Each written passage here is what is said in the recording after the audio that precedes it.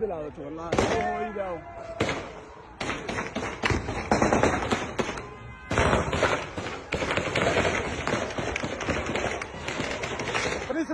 فريس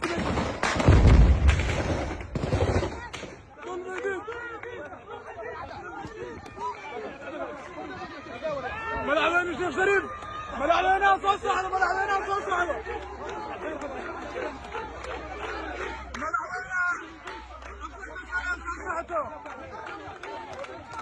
ملعبين وراسي ملعبين وحير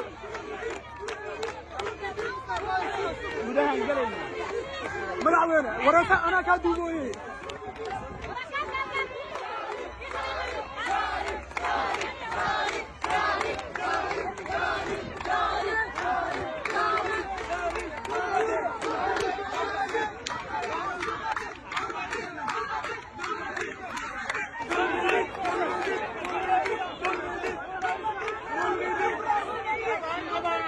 عبد الرحمن عصفور ملعبينا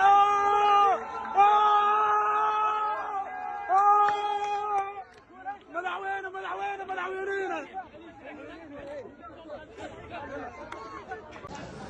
weerarkii xaqdarrada iyo gardarrada huwanaa oo ay nagu soo qaadeen ciidanka dawladda madaxweyne xasan sheekh oo hormuud ka ahaa macallin Mahdi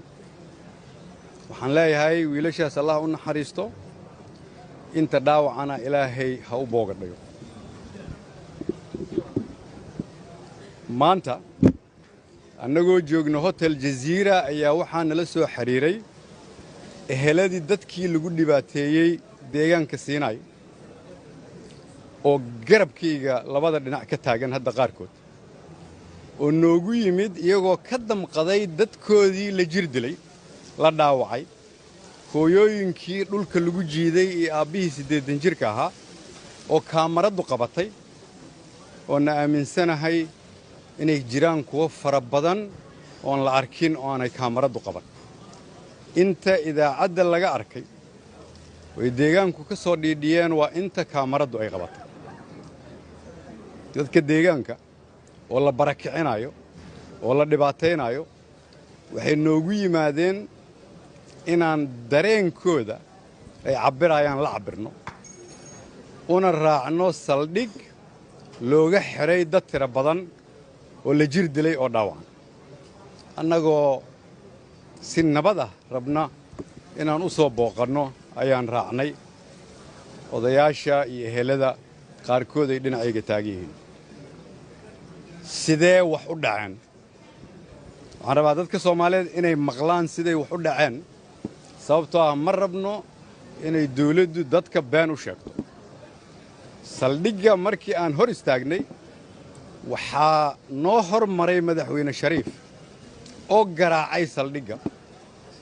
iyadoo annagu aan la soconno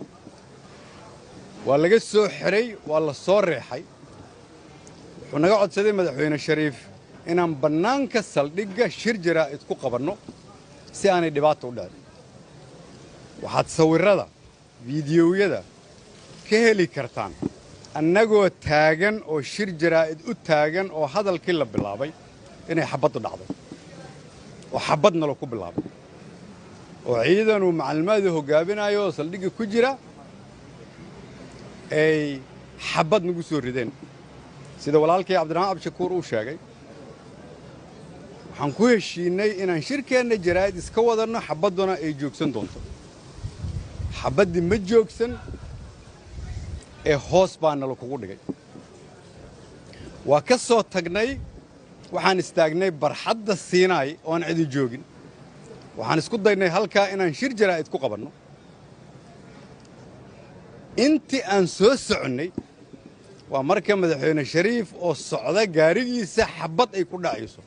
kulligeenna xabadana la ku ridaaya annagoo gawaarida saaran oo u soo soconnaa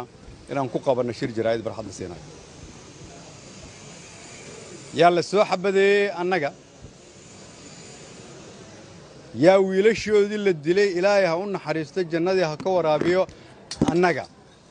wiilkii aniga gaariga ii saarnaa oo bannaanka joogay ayay gaari 7 intay soo rideen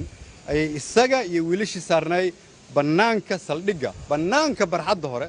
ay kula dhufteen 7 midna wuu dhintay allah u naxariistaa inta haddaan ognahay midna wuu dhaawacan yahay yaa looga damiyey barxadda Siinaay annagaana kaga daba yimid yaa iyagoo gawaaridooda ku jira maanta la soo xabadeeyay annagaana la soo xabadeeyay oo meediyadu og tahay oo markhaati leedahay intaa markaan ka soo gudbo jidka markaan soo maraynay waxaa Siinaay loo soo diray ciidankii Soomaaliyeed ee loogu tala galay inay shabaab la dagaalamaan oo gurmad u ah inay na soo laayaan annaga waxaa nasiib darro ah marka inaanan maanta isku haystan doorasho aan galno aan dastuur ka heshiinno aan midnimada dalka ka shaqayno ayaan daraa inaan isku haysanno war dad masaakiina oo dhulkooda laga barakicinayo aanu gurmanno aan garab istaagno hooyooyin iyo aabbayaal la gumaadayo halkan